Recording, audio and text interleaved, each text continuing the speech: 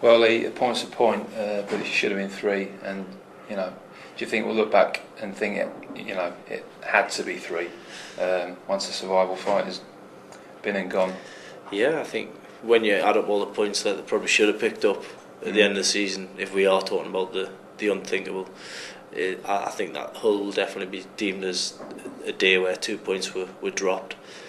But the disappointing thing for me, it wasn't just the fact 2 points were dropped, was the performance. It was nothing compared to the Man United game. I know they got nothing against Man United, but they really did need to start like they sort of picked up against Man United, and they were just, I don't know, the first half an hour I just thought they looked like a team that had never played together before, because Hull could have easily been 2-0 up. To a large extent, I thought the die was cast before kick-off with the team sheet.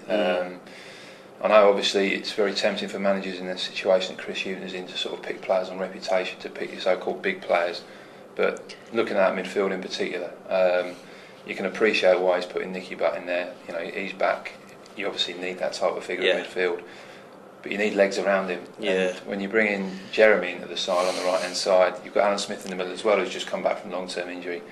The lack of pace in that midfield frightened me from the off, and I think Giovanni very quickly showed us all the value of pace.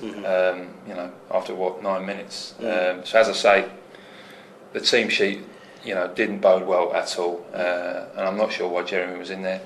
I'm not sure what you think about that. No, well, I think he's just in there probably for the experience, but that doesn't mean a thing if you've got no pace to go with it. Chris Hughton came after the game and said, he was disappointed with the lack of service for his 2 front men, Martins and Owen, and I just thought, well, if that was the case, why didn't you put people in who were going to provide the ball? Because he decimated 50% of that service by putting Jeremy on the right. Jeremy on the right wing, I mean, it's a no-brainer. He's got about as much pace as a tortoise, hasn't he? Absolutely, yeah.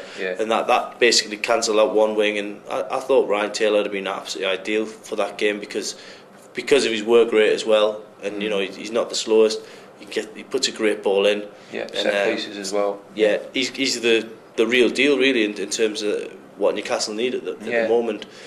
Jeremy, though, he lost the ball for the first goal, as you mentioned, and then he nearly conceded the second one when he took Giovanni back for the free kick, and that was a great free kick, and it could have easily gone past Steve Barber.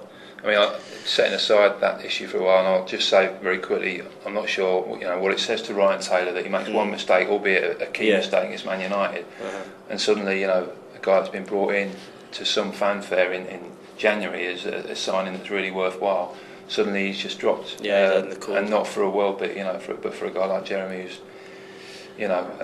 whose attributes these days are questionable. Obviously, a lot of focus in the last 48 hours on Michael Owen.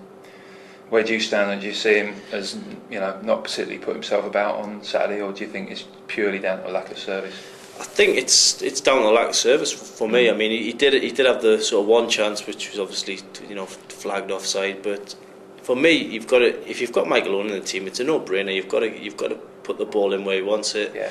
That's how he worked at Liverpool, I dare say Real Madrid as well. So I just think that it was a waste. You may as well have had Sholami up there. Yeah. If you needed a striker who was just going to dig in and make things happen, or try to make things happen, then you may as well put Sholami up there. Putting no one in there was a complete waste, and I think Martins had a bad service as well. Yeah, I mean, all they seemed to do was punt the long ball. It might have been a diagonal long ball, but it was still a long ball.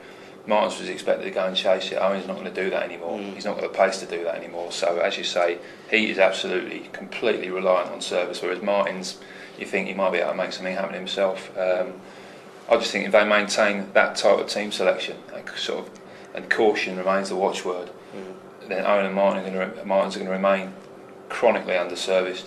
And without Owen and Martins on song, where are the points going to come from? That's my worry. Exactly. It's the goals. I mean, we need goals basically. If you're relying on Stephen Taylor, as much as a great finish as it was, you need to provide your strikers with chances. It sounds dead easy, It sounds like people are going to be looking at this and going, "Oh, well, anyone can say that." Well, that's how simple it is. They need to provide your 2 front men with as many chances as possible, And Honas had a bad game, so basically they had nothing coming in from the flanks at the weekend, and I think that's definitely got to be addressed against Arsenal, because if you don't, try to play Arsenal at football, then they'll just wipe the floor with you, basically. Yeah, it doesn't look too good ahead against the weekend. No. Let's just hope they can raise themselves like they did against Man United.